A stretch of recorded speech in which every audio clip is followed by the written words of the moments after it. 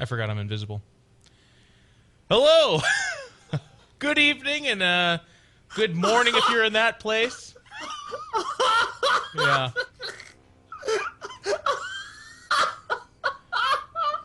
You know what? In my defense, it's like a speckled bluish green shirt. I thought I'd be okay.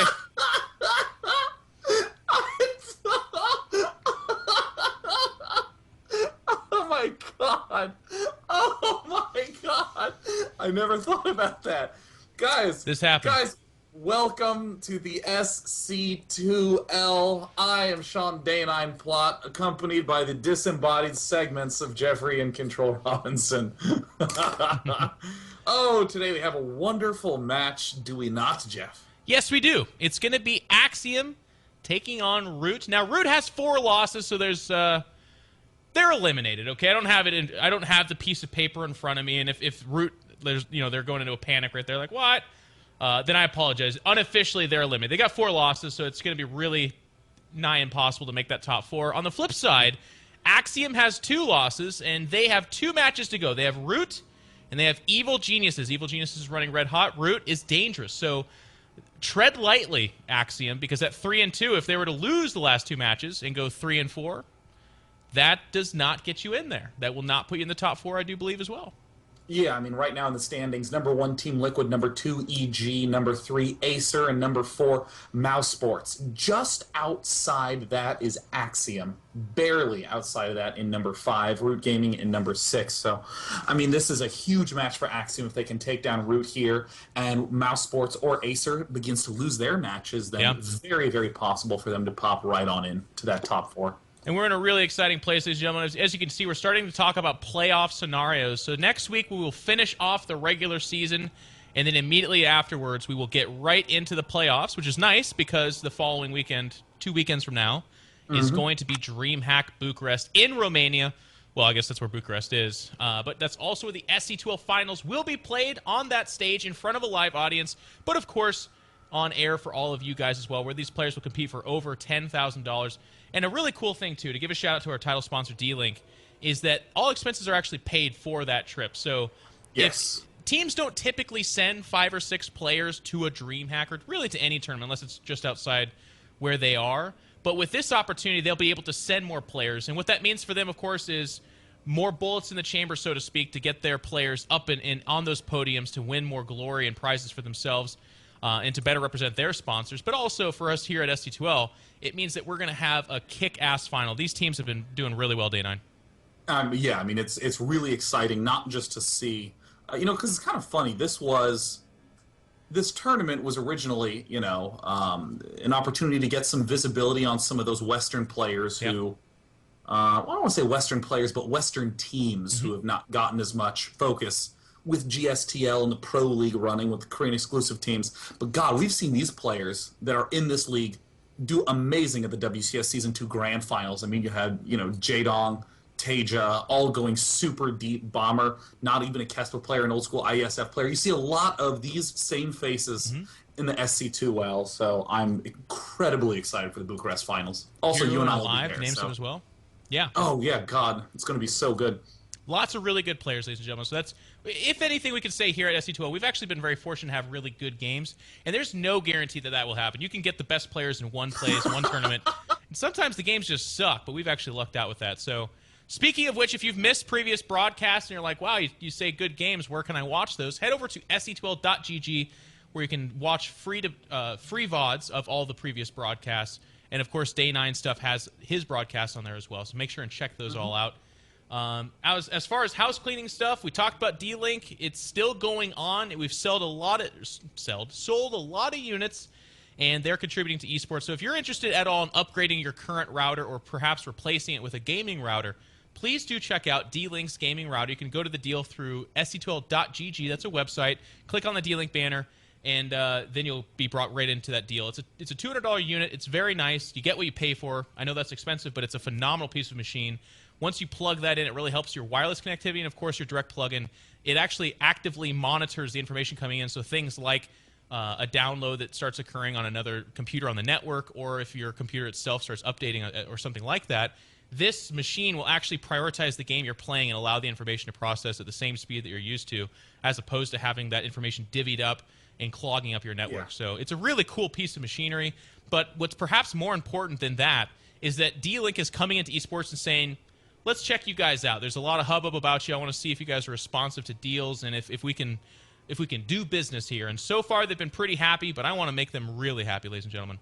Yeah, big thanks to those of you who did partake in the previous deal, helping to boost that prize pool by an additional $2.5 thousand. Yeah. So all that, of course, goes to the players because that's going to be a real innovation if the commentators are actually winning the prize pool. Wow, great match. Well done, Jeff. First place to you. I'll take second. Oh, thanks for this one. Yeah, I appreciate that. Yeah.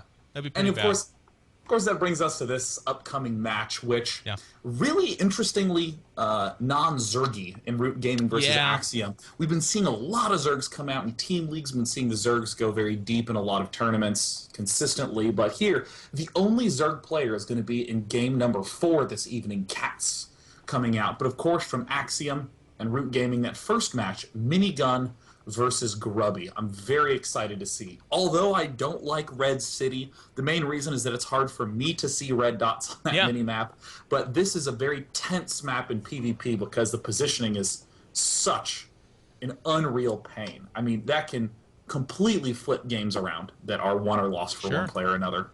You know, you bring up an interesting point about the PvP, but before we even get there, I want to touch on something you said because I think that's really interesting.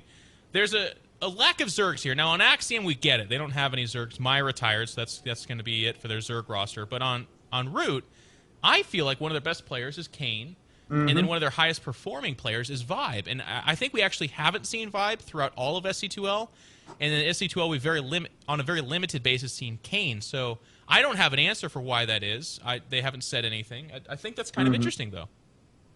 Yeah, I mean, Kane would not be surprising to see him pop out in that ace match, but we've been seeing so much creativity out of the Root Zergs on the whole, really, led by Cats there.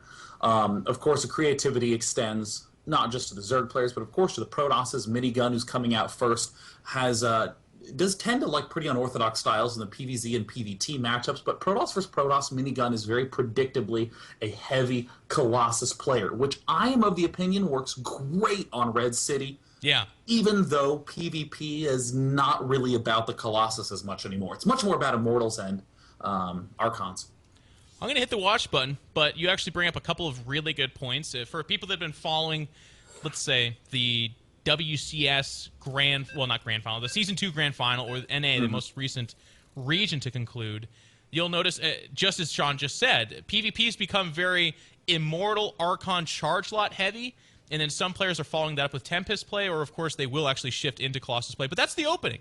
And they're looking to be aggressive. They're saying, okay, I'm going to do this, and I'm going to crack down on perhaps your third base. If you're going to meet me in the middle of the field, I'll go there. But what I find really interesting, Sean, is that Colossus are still, on paper, the best units. It's just a question of if you can get to them safely and build up that critical mass of them. So I think, like you said, on Red City, where it's very confined, very defensive, a lot of bases, I think Colossus are really strong here. Yeah, I'm excited to see the way these Colossi will play out. I mean, the important thing that you and I are talking about is just how interesting the matchup is now. It used to just be derpy derp, blast them out as fast as you humanly possibly can, but no longer. So, spawning up in the the bottom right-hand position is the green Protoss player, playing as a ringer right now for Team Axiom. It is Grubby's Grubby. And then, all the way up or yonder, in the top left-hand position from ROOTGaming, it's Minigun, the #1 American player in WCSNA. Yeah, he surged back. He was quiet for a while. I know that he kind of announced that he's... I mean, this was a couple months ago, but he said, you know what, I'm done with competitive playing. I've got a medical condition. The stress is too much on me. I'm just not interested in doing that to myself. And then he's like, nah, psych, just kidding. If I remain calm, I'm okay. This is what I want to do. And then since then... he surged to the top of the NA ladder, which I know a lot of people scoff at, but please, believe me, at the top of the ladder, there's a lot of really good players, and you're playing them consistently at that top. And then in WCS, as you said, he's been performing very well. Yeah, I mean, and it's kind of funny because a lot of people know him from the Phoenix Colossus style, saying, oh, no, it's not that strong. We saw him lose quite handily to some of the Korean Terran pros, and then We saw the Chinese player Jim and Moxed use the exact same style with some different tweaks absolutely beautifully. Yeah. And it's amazing to see Minigun really deciphering that style all on his own without really any outside help, really sort of pioneering that with his own very, very handsome and well-rounded brain. I mean, yeah, he came up with that on his own, yeah. Yeah, you can always kind of pick out the guys that treat this game as if they were students, which I really do appreciate. Guys like Xenocider from Evil Geniuses, but then Minigun from Root, as you mentioned, they'll go to those Korean ladders, and because of ping, maybe they won't play all of their games there, but what they do is check the build orders of the guys sitting at the top of those ladders, and I can tell you that's a part of the reason why Minigun imported that style to the North American ladder. It's because it's really common over there. A lot of Koreans were finding it very powerful, and through hard work, Minigun was able to craft for himself the timings and the style in terms of execution that he could then employ.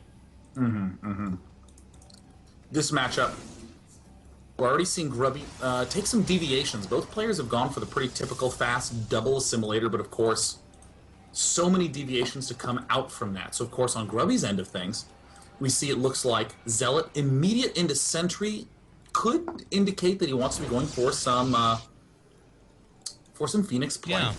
Absolutely excellent in this position, but Minigun cut all units and went Nexus first, like he's playing PvT. That's so clever. I mean, if you get that scout out, you have to do something really smart with it. So he just cuts everything. Yeah, I have to agree. I really like the move that he did here, and unfortunately, he's going to... I mean, I say unfortunately, but honestly, as you just got done explaining, he cut all units, so what really could he do about this probe scout? But Grubby's going to scout out that he's facing a 1-gate expand. Now, the thing I like about Grubby's base, or his build, excuse me, is that he's in position to just do the same. You can see his probes queued up to go out there. Because there's no units, because there's a lack of production, he looks at Minigun's base and says, okay, sure, my Nexus is going to be about 40 seconds, 50 seconds later, but I will have Stargate tech, and I'll be very curious to see if he goes Oracle or Phoenix first, but he's going to have some aggression here to deal out. Yeah, I really feel like, he's going Oracle. I feel like, you know, the logic behind Oracle makes sense. A player like Minigun who early expands this fast must be going Robo. That is the only way to hold off Blink play, and Minigun doesn't have enough of a read to say, Grubby, you're not doing that. So he's obviously going to be going Robo. But, you know, the Oracle's trying to exploit that. But I feel like the Oracle loses utility so fast. Minigun's just going to play passively. He can't move out for quite some time, which might be what Grubby's going for, but Mothership Court darts into the main base for Grubby, sees that there's, you know, indeed that Robotech going down. But I don't know, what are your thoughts on this Oracle play? You know, I heard you and Tyler on State of Game 100 talk about how you really don't like the Oracle, so I was trying to give it another look-see, because I've just seen so many games end because an Oracle gets in there and perhaps the Protoss opponent is distracted, or even if they're not distracted, a good 4 or 5 probes will go down. And I think that's so powerful, but it does delay the otherwise meaningful tech that we could be seeing from Grubby, which he's actually not opting to do. He's going to go right into Robo himself. Yeah. But it could have been Phoenix, which is on a big map like this and against things like Mothership Cores, or even just harassing mineral lines. It's a very powerful ability. There comes in the Oracle, dealing some damage. It gets 3 kills, but it looks like it's not going to get much more. There's the Photon Overcharge, and, you know, like you're saying, dealing that huge amount of probe damage is good, but can you really guarantee that? And that's really the dance that a lot of these Oracle players end up doing, is they try to move in and move out, no damage. The one thing you do guarantee is you're going to have to be pretty defensive if you are in Grubby's shoes. So, yeah, that's what I really like. Well, you said Grubby's shoes. Oh, God, I meant Minigun. Oh, okay, Thank good. God. Yeah, I was just going to say, I didn't want to jump on that analysis. I was like, I don't know what you mean. But I like what this does do to Minigun. As you said, as long as this stays alive, that Mothership Core has to hang back, and Stalkers have to be in the middle line. Like, here we go. Grubby comes in. 0 damage. Okay. But this will continue. So does Minigun go for cannons? Does he leave Stalkers behind? Does he leave the Mothership Core? Well, he has to do 1 or 2 of those things. Whereas on the flip side, Grubby's, I don't want to call it abusive, but I really like the choice to be like, you know what? Okay. My Oracle goes out, and it's going to do some more damage here. But I'm not locked into the Stargate tech. I don't have to go Phoenix. Instead, I'm going to go right into Robo, and I'm going to either kill probes, or I'm going to force you to make stack defenses that will then also incur cost against you.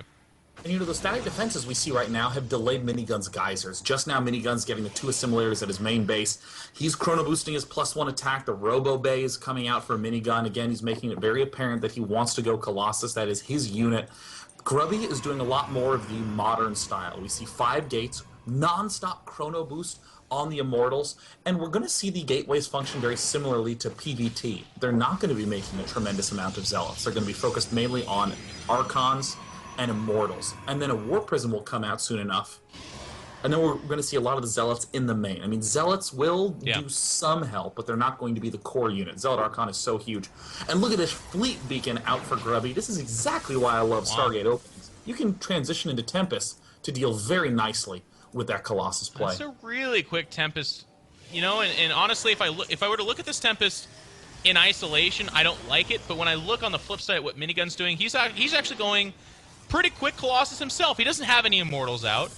He doesn't have anything really solid. Like, I mean, he's just now adding the Twilight Council for the next tier of upgrades. But he's otherwise going fairly fast Colossus, which is a bit outdated, to be honest with you. That's not a build that we see that often in competitive PvP. Yeah. So this fast Tempest, it's only going to be like 2 or 3 of them, and of course the number will grow. But that's all it takes to shut down 2 base Colossus. Yeah, I mean, they deal so much damage to Colossus. It's actually kind of hilarious. They deal 80 damage per shot, so...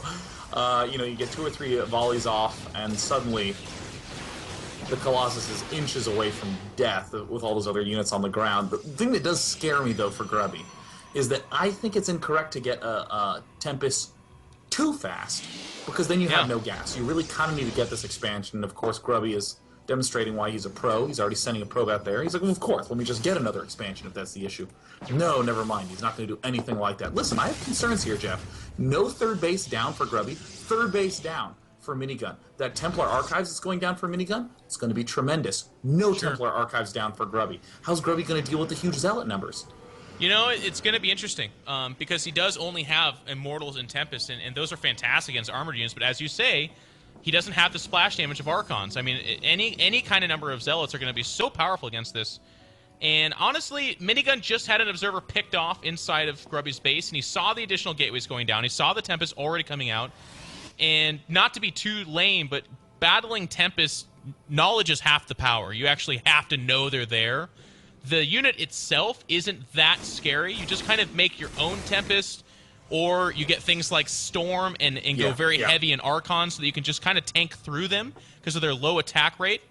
And as long as you stay away from being super heavy on Colossus, which of course are very cumbersome and supply heavy, but then more importantly armored, and those Tempests can shoot them down so fast, you should be okay.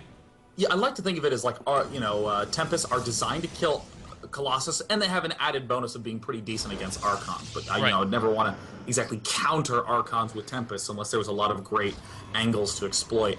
And of course, we see Minigun's third is up, and Grubby's poising for an attack. Grubby's third base is done. In the unit count, we see 3 Tempests, 5 Immortals, and not a lot of Zealots. That's ideal for Grubby because he has those 8 gates on the back end. Same story, though, for Minigun. We see that he has plenty of gateways already cranking up. He has two upgrades being chrono boosted out. And here's the big advantage that we're seeing out of Grubby. He's using these narrow hallways, not necessarily for Colossus, but to throw down some hallucinated units and use the Tempest. And he's forcing out a lot of Stalkers, and against those 5 Immortals, this is what Grubby's asking for. So he's going to push forward. Honestly, I feel like he could have poked a little bit longer. We can see the Stalkers are queued up against those Tempests, but the angles are so bad for Minigun. Minigun cannot go down that ramp. And here we go. Grubby's going to push forward. Mothership Core taking some shots. Photon Overcharge does go down. The Colossus are being target fired, and all the Colossus are dead for Minigun. He's in trouble. Colossus evaporate in a matter of seconds. Look at this perfectly timed round of Zealot Warping plus 3 attack on the way. 2-2 not quite done for Minigun. That Photon Overcharge is really the only thing keeping this expansion alive in there. The added bonus taking off the Archon. Next big target is going to be the Immortal. Grubby, does he even have a Templar Archives? No. He's just stocking up on Zealots. His gas count is going to be getting very, very high. But Minigun is still is in the defensive quandary. What does he build in this position? He really needs more gateways. Yeah. Yeah, this is that tough spot to be in for Minigun. He's like, well, I need anti-air because of those Tempests. Archons aren't really anti-air. They're more like, hey, I'll absorb all the damage while your anti-air gets in place. But if you just make more Stalkers, you know that's playing right into Grubby's hands. So, as you said, not only does he need more gateways, but I just feel like he's in a bit of a quandary in terms of what to make. Yeah, I mean, this is the real issue with opening up with that Colossus tech. You're sort of bottlenecked. You don't quite have any of the tech down that you need. And look at these. These Tempests are just positioned very nicely along this back edge. Really beautiful play out of Grubby here. But those Tempests don't deal a lot of damage to buildings. They don't deal a lot of damage really to anything other than Colossus. So there, Grubby begins to incorporate some Archons into the mix. Zealot, or Immortal Archon, one of the most brutal compositions in the game. And of course, this is just to bait units out where the Mothership Core gets taken out. And then we see the two Archons will also get slowly eliminated. So Grubby is guaranteed to win on that Zealot front. Oh god, all these Zealots are just going to be eliminated so fast. 17 versus 17 Zealots, but Minigun is going to have no Archons. Yeah, he's just going to try to max up. He's going to try to go down that ramp. He's shooting the weakened Tempest now. And he does get it, but Grubby says, you know what? I've bided my time, and I'm probably ready to engage here fairly soon. Time stop does go down. Again, he's heavy on the Immortals, and those Zealots are a little bit troublesome, but he still has a solid army of Zealots and Archons to aid these armored damage dealers. Minigun is having a tough go at it. Supply heavily in favor of our green Protoss Grubby, and it looks like he's broken through. Minigun doesn't seem to be standing to this army. And beautiful army control coming out from Grubby as everything is going down. Oh my god, 6 Immortals, an obscene amount of damage output. I mean, even against the light units, there's so many of them that get ripped to shreds. Zealot numbers for Minigun somehow enough to tackle this army, but follow-up Zealot Warp in from Grubby is going to be enough. We see that the Tempest still dealing damage from afar. Grubby has not tried to add on any more Tempest. Up to 10 gates. GG. Grubby, what an elegant PvP game that was. I mean, I can't think of any other... Maybe slick would also be a nice word to describe that, but that was just beautiful. It really was beautiful. In fact, it was really loud, too. I felt like we were reporting from the battlefield because Tempest shoots so freaking loud, and whoever was on this computer before had the sound cranked way up. You were like, that Tempest Starship, boo, boo. It was pretty awesome. It was epic on my side. But Grubby does take the victory. That's going to be 1-0 in favor of Axiom Grubby. Team Grubby Axiom, or whatever you want to call it. They're aligned together. I saw one guy post in the thread today saying, I didn't know Grubby joined Axiom. Believe me, if Grubby actually joined Axiom, you would not be capable of not having heard this. Reddit would... You wouldn't hear about it on SC2L first. No, I don't think so. I don't even know what would happen to Reddit with that kind of magnitude of an announcement involving Grubby. It would be... There'd be like 17,000 upvotes for the first, or plus 17,000 anyways. Joking aside, Grubby Axiom takes that very important first match. Honestly, Minigun in this game, it looked like Grubby was significantly ahead in terms of strategy, and he executed very well. But on paper, Minigun's not too far behind Grubby in PvP, and I know that a lot of people, especially European fans, are going to be like, what are you talking about? In accomplishments, Grubby has Minigun in spades, of course, but Minigun's a very dangerous player. So this is a nice win for Grubby Axiom. That's going to bring up our next match. Producer Conrad, let's take a look at that draw.